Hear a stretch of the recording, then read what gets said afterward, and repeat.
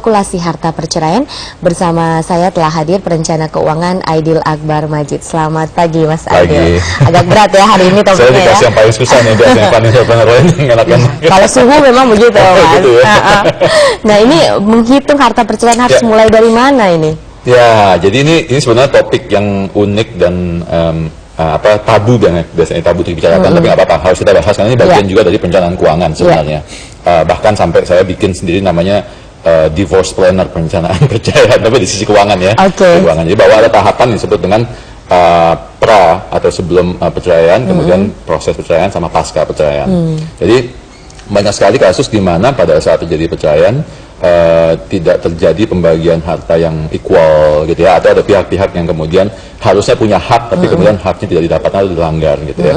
Nah ini yang kemudian menjadi sesuatu yang harus kita luruskan lagi. Nah jadi kalau kita lihat dari ke depan, balik ke kasus perceraian, sebelum seseorang menikah kan biasanya dia bawa harta. Nah ini yang kemudian disebut dengan harta bawaan. Gitu ya.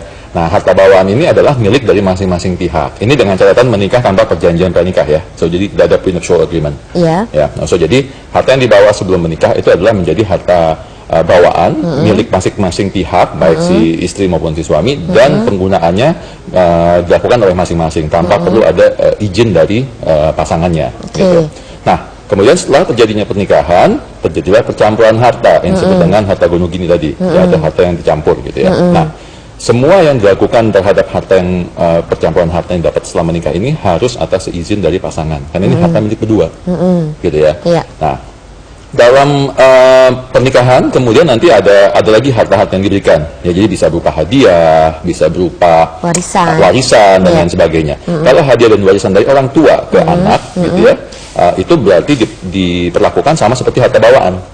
Jadi itu milik pasangan, milik masing-masing dikasih, yang dikasih. Jadi kalau misalnya saya orang tua laki-laki, orang tua perempuan misalnya, saya punya anak perempuan, misalnya saya mau kasih ke anak saya rumah, gitu ya, atau mobil atau apa, itu tetap menjadi milik si anak perempuan tadi, tidak menjadi harta bersama, gitu ya. Nah ini banyak yang kurang paham, gitu ya. Sehingga pada saat terjadi perceraian, mereka menganggap menuntut karena dianggap sudah dikasih pada saat menikah, kan, gitu. Jadi, gitu. Nah, jadi apapun yang didapatkan dari keluarga, warisan maupun hadiah dari keluarga langsung itu menjadi harta bawaan dan tidak dibagi pada saat menikah. Gitu.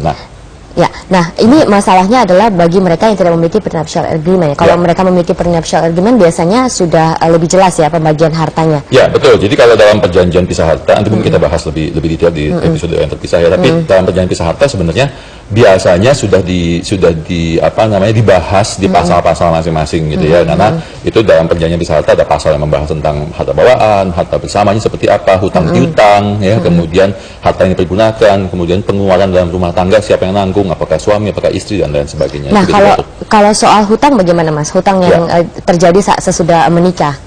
Jadi kalau misalnya sudah menikah tanpa ada perjanjian pisah harta, berarti hutang itu milik bersama. Jadi jangan mau enaknya aja, jangan mau. Dan kita juga harus tahu ya, suami berhutang apa saja atau istri berhutang apa saja. Itulah sebabnya kenapa kalau misalnya kita, misalnya suami gitu ya, mengikat perjanjian pinjaman rumah, misalnya KPR atau pinjaman mobil misalnya, pasti kan harus ditandatangani juga oleh sang istri, ya sebagai pasangan, karena harus mengetahui bahwa itu terjadi pinjam-meminjam si suami dengan pihak ketiga. Kita akan bahas lebih lanjut lagi tentang ini ya Mas Aidil. Dan pemirsa jangan beranjak dulu, Your Money masih akan kembali saat lagi.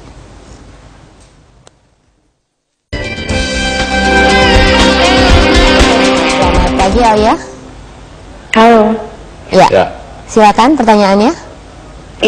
Selamat pagi Mbak. Saya Alia dari Jakarta. Saya sama ini memang bekerja sama suami gitu ya.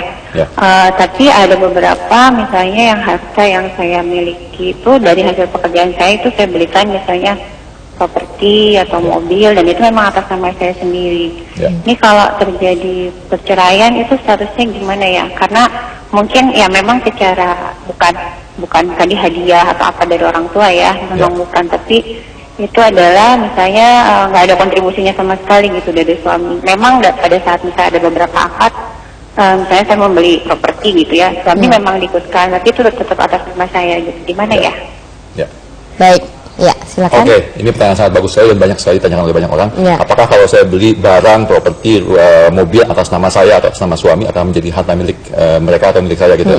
Jadi sebenarnya kalau kita bicara acuan ke undang-undang tegas dikatakan bahwa harta yang didapat setelah perkawinan, siapapun yang mengatasnamakannya tetap dianggap sebagai harta bersama, kecuali kalau diatur berbeda. Atau berbeda itu diatur dengan perjanjian pisah harta. Dalam prenuptial agreement itu ya. Tadi betul. Jadi artinya untuk Mbak Alia tadi, meskipun atas nama Mbak Alia, tetap itu dianggap kalau diperoleh setelah menikah, tetap dianggap sebagai harta bersama yang harus dibagi dua apabila nanti ada risiko perceraian. Gitu.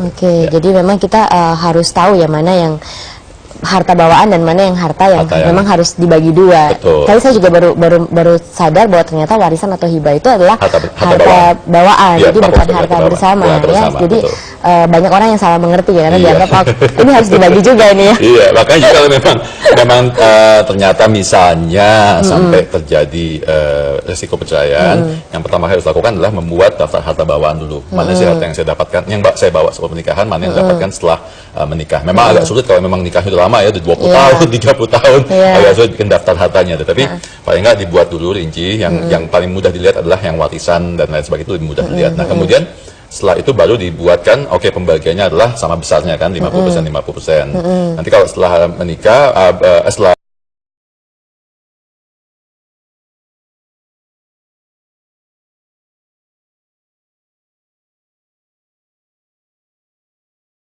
di luar negeri itu ada dua macam. Jadi ini agak sedikit beda ya di Indonesia sama di luar negeri.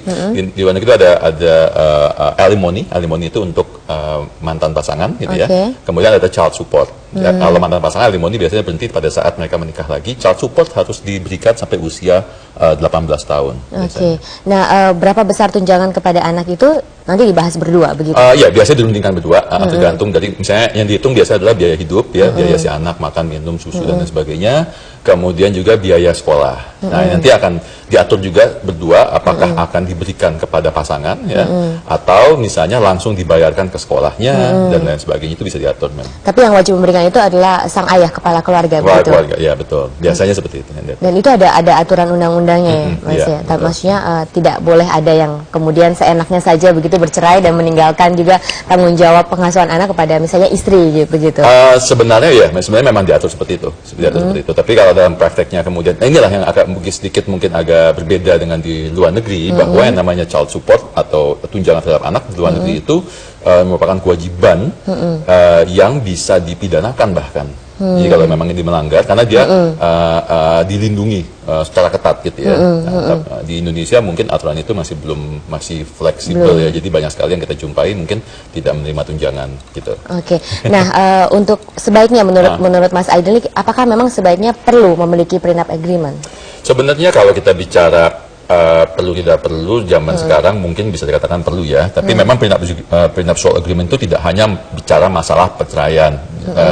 Prenuptial agreement itu kalau saya lebih melihatnya lebih melindungi harta keluarga dari apabila misalnya terjadi perjanjian pinjam meminjam, pihak ketiga salah satu pihak tidak bisa melunasi kewajibannya atau memenuhi kewajibannya sehingga dipilotkan. Nah ini penting sekali prenuptial agreement, di mana pada saat dipilotkan, yang dipilotkan adalah hanya satu pihak, sehingga keluarga masih bisa survive atau bertahan karena masih ada harta dari pihak sebelahnya lagi betul. Tapi memang itu plus kemudian tadi juga apabila sekarang ini kita suka tidak suka kalau kita bicara memang angka perceraian kan meningkat terus ya di Indonesia. Jadi kayaknya memang salah satu resiko ya terbesar itu dari sebuah pernikahan adalah perceraian, dan itu memang harus dipersiapkan bahwa prenuptial agreement akan membantu mempermulus lah ya dibandingkan kalau tidak punya perjanjian pisah harta. Supaya tidak ada percecokan sesudah ini ya Mas ya, perceraian ya. Tapi yang paling penting adalah kalau kita menghitung selain harta adalah kita hitung hutang juga Mas. Nah ini bagaimana caranya? Kalau hutang bawaan ada nggak Mas? Hutang bawaan otomatis ya, kalau hutang bawaan kan berarti hutangnya hutang itu masuk kan? Juga hutang bersama. Iya, betul. Jadi tanggungan bersama juga ya. Berarti memang harus hati-hati memilih pasangan ya Mas Aidil ya. Jangan banyak hutang ya. Baik, terima kasih sudah hadir di Your Money. Semoga perbincangan ini bermanfaat bagi pemirsa dan pemirsa. Demikian konsultasi keuangan Your Money. Kami akan kembali besok dengan topik menarik lainnya. Sampai jumpa.